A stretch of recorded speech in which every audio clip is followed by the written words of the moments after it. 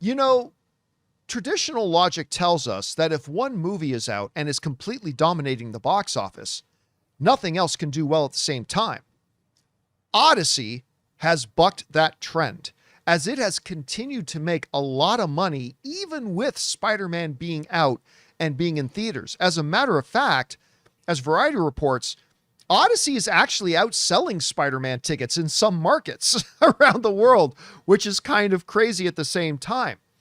But while Spider-Man was celebrating crossing into the $2 billion club, which again, super congrats to it for doing that, Odyssey has very quietly continued on making stupid amounts of money. It came in second place at the box office again on its fifth weekend. Now, here's something interesting for you. The Odyssey just had in terms of the fifth weekend, the ninth biggest fifth weekend in box office history. Now, remember, here's the key thing. It did this with Spider-Man Brand New Day being out in theaters. That's the thing you really got to take a step back and appreciate, is with Spider-Man Brand New Day in theaters and the Odyssey going up against it, the Odyssey ended up enjoying the ninth biggest fifth weekend in history. Now, one of the big questions that people like me have had was, and not just a question, I've been listening, Odyssey's going to do great. Odyssey's going to make a ton of money. But come on now, it's not going to catch Deadpool and Wolverine as the highest grossing R-rated film in history. Deadpool and Wolverine just has too much going for it. It's not going to catch that. Yeah, well, screw that. Because as of right now, after this weekend's incredible results, the Odyssey has passed Joker into the number 3. Now, these are, by the way, just want to remind everybody, these 3 films here are the only 3 R-rated films in history to be in the $1 billion club. And of all the members of the $1 billion club, only 3 of them are rated R. They are Joker, they are the Odyssey, and they are Deadpool and Wolverine. So the Odyssey is now past Joker. But look at how far behind Deadpool and Wolverine it is now. Just $47 million. $47 million and change. To put that into perspective, it just made 40-something million this past weekend. 23 million at the domestic, another 17 million plus on the international market, and it's still going. And there are still IMAX screenings that are sold out. At this point now, it has moved the conversation from can it ever catch Deadpool to now it's just a matter of when. The Odyssey is going to pass Deadpool and Wolverine. And it's probably going to do it in the next week or so.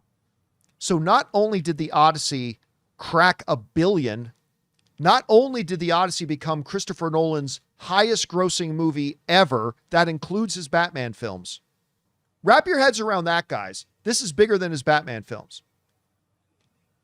But it's now about to pass Deadpool and Wolverine to become the highest grossing R-rated film in history.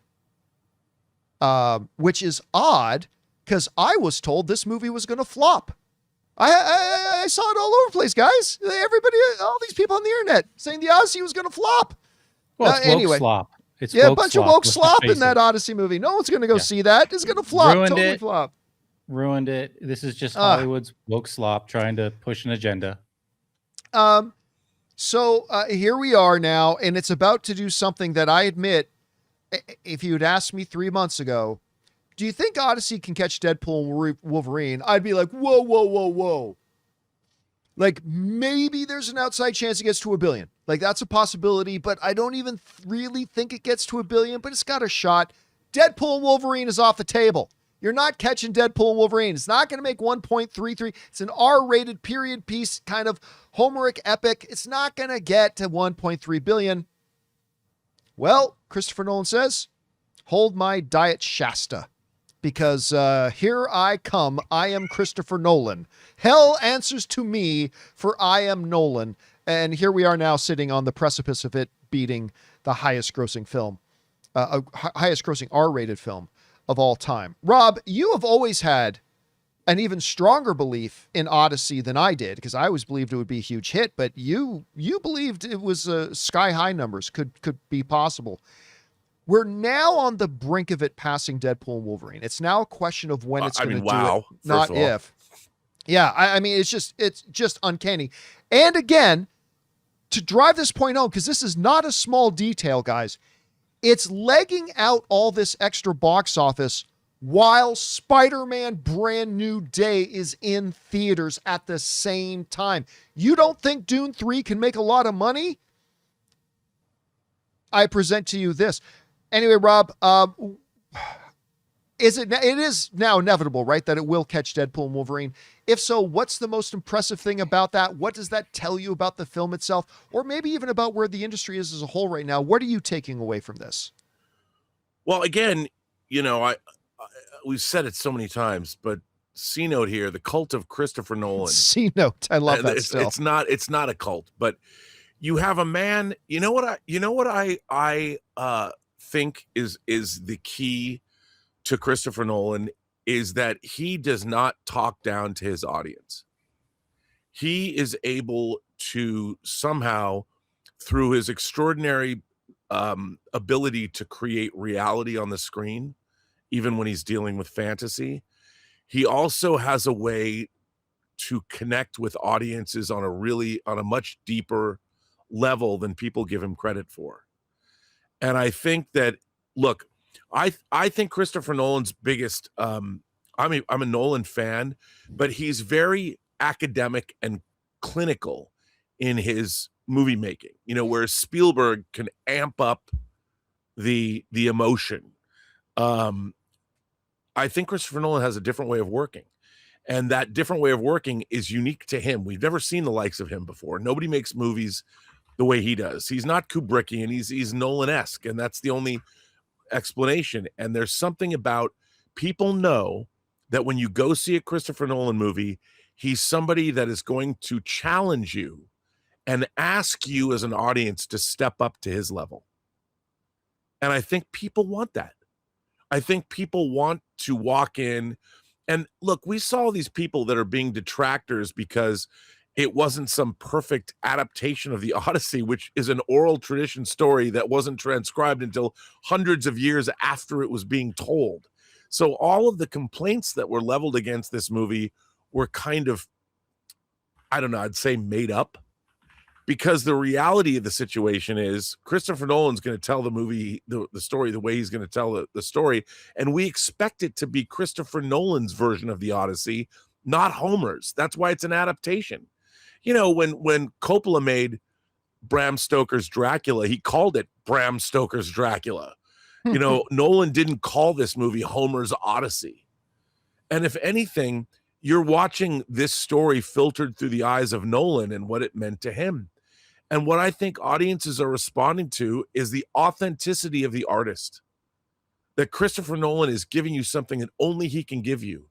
And I think audiences can sense that. And in a way, the same is true of what Destin Critton did for Spider-Man.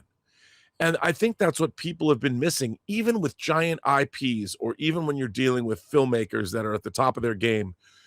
The authenticity of their voice is what audiences respond to.